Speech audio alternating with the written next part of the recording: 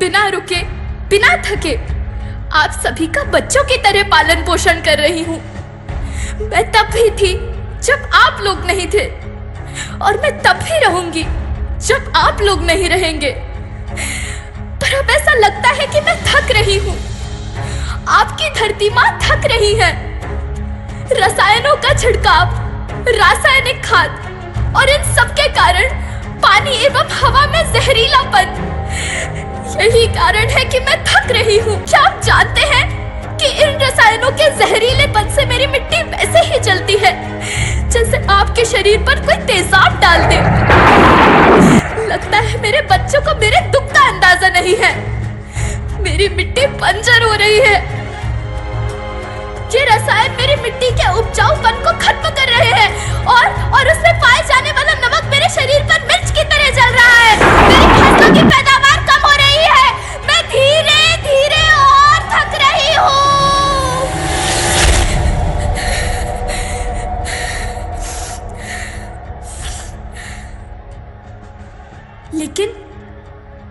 लेकिन अब मुझे याद आता है कि पहले मैं बहुत सुंदर थी, बहुत प्रसन्न थी, हमेशा हंसती थी। मुझे अब भी याद है।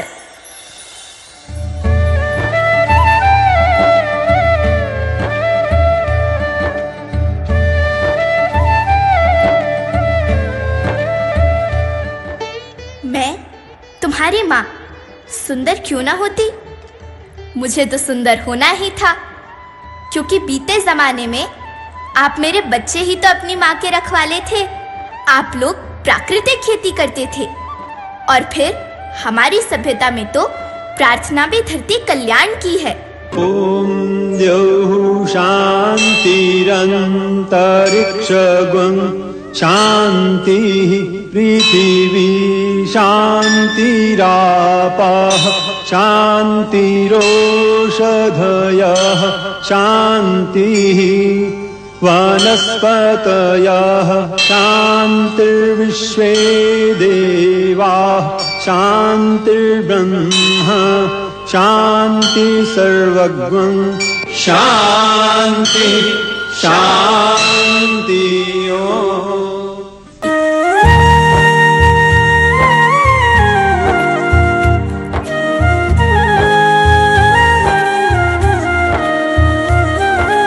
नदियाँ जंगल झरने पर्वत रखना इन्हें संवार के, इनको रौंदा तुम न बचोगे धरती कहे पुकार के।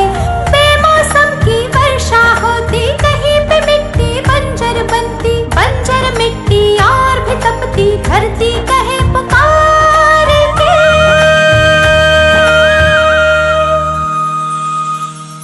हजारों साल से मनुष्य धरती की गोद में रहता आया है, लेकिन आज मैं आपसे पूछती हूँ कि आपने इसके बदले धरती माँ को क्या दिया? ये जहरीले रसायन, अप्राकृतिक खाद जो मिट्टी को बंजर कर रहे हैं, उर्वरकता को बर्बाद कर रहे हैं। आप अच्छी पैदावार के लालच में जो रासायनिक खाद अपने खेतों में डाल रहे हैं, वो अभी तो लाभ देगी, लेकिन लंबे समय में उसी रासायनिक खाद का नुकसान भी है। रासायनिक खाद जहर समान है, और तो और फसलों में पानी की खपत भी बढ़ गई है, जिससे खेती की लागत बढ़ रही है और पानी का स्तर जमीन के काफी नीचे जा रहा है।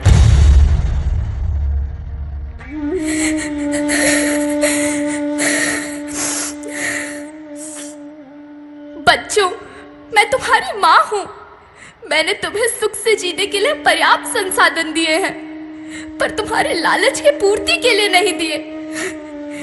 ऐसा लगता है कि थोड़ी सी अधिक पैदावार और अपने लालच के लिए आप सब अपनी अगली पीढ़ी, अपने बच्चे के भविष्य के बारे में सोचना भूल गए हैं। सोचो, क्या तुम अपने बच्चों को ऐसे खेत देना चाहते हो जो बंजर हो?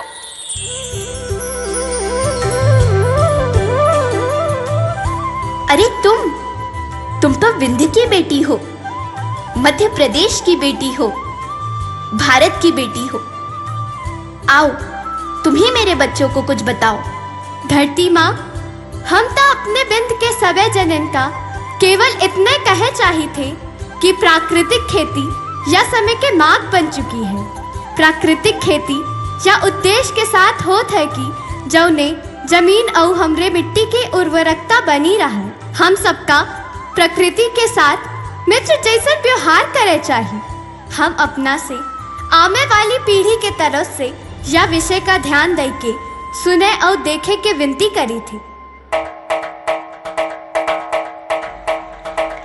अभी न संभले मेरे बच्चे तो फिर तुम पछताओगे।